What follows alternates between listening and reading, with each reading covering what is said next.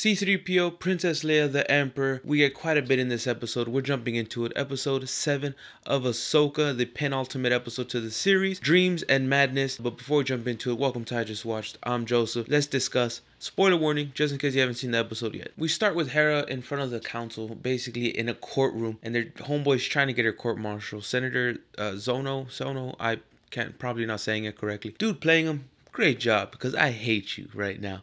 It's his blatant distrust or disbelief or straight denial that there's a possibility of anything happening evil or involving Thrawn or the Empire. Yes, he's been defeated, but clearly not entirely. It's not 100% obliterated. I like that little back and forth, and I, for a minute, really thought she was about to get court-martialed till the most annoying, helpful, awesome, idiotic C-3PO showed up. And I remember hearing his voice off screen, and I was like, that's C-3PO. There's no denying it. There's no questioning it. The one and only. And you pan over, you see his little gold self talking about, doing his usual thing, bringing a message from Princess Leia Organa, or the head of defense Leia Organa. I mean, it was cool as hell just to catch that reference, to see the fact that they're still trying to tie it in and keep it mixed in and cohesive. And I love that, because I think this show and the series, for the most part, have been doing that very well. It would have been even more baffling if you saw like R2 rolling with him or something. But in that moment, same senators, like a mere droid, and they cut the Chopper, and Chopper had to be held back because Chopper was like, let me at him, boss, let me at him. I love the fact that they let him shine a little bit there. Big question before we continue is, where is Zeb?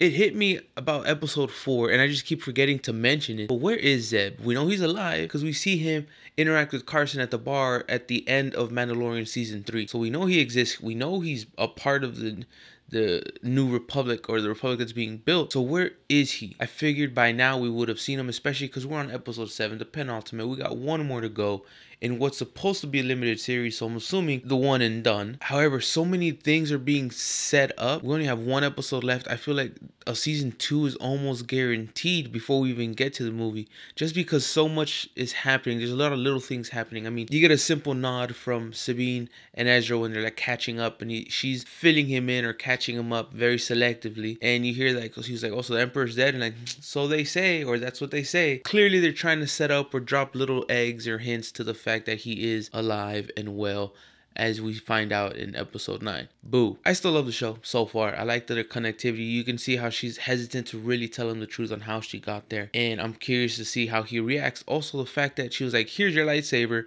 go to work. He was like, nah. She's like, at least take a blaster.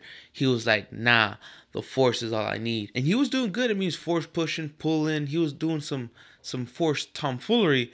But I was like, why is he so against it? Because it wasn't like, nah, I'm good. It was like, no. It was more of, there's something about Ezra that's obviously different. I don't think he's evil in any way, but there's something quote unquote broken, and it's gonna need to be remedied. I love the reunion when Ahsoka shows up. I mean, dude, Shin is great. I love her, even though she almost died multiple times and she about to get wrecked. That's why she took off on a howler. I say that getting into the fact that Balon, and it's been clear from the jump, has had his own mission, his own agenda. But in this one, you see this moment when he's like, dip, like, you want to be part of this new empire? That's fine. Do you, boo-boo? Here's the last piece of advice. And he's sitting there just chilling. And there's this moment when he turns and looks off screen. It's definitely this moment of like a sensation hit him or something, but when he turns, it's this moment that I'm thinking is someone's talking to him, because it's that, when you're standing there, someone says something, you go, huh? And then you see him kind of like smirk and then walk in that direction. Someone is communicating with him. Obviously, I think it's Force related, but more so I want to know who or what it is, who was speaking to him, because you can see his body language, his face change, and he definitely takes off in that direction. I just need to know what's going on there. And plus, it's all this setup, all this information that's going to get dropped on us in the last episode 8. Episode 8 better be like 2 hours. Thrawn, I like the way he's playing it. You can see him be Thrawn. He's being very tactical. He's not just on a mission of vengeance. He's like, I don't care if we kill him here or they get stranded. I'm not going to lose unnecessary resources. We're dipping. We are out. I've been tired of being in this place, of being banished to this stupid galaxy, this planet. I'm trying to go home and run shit. So I like the way that he's doing that. Instead of being vengeful and angry and like, kill them all and send everything we got, he's playing a game of chess as he always is.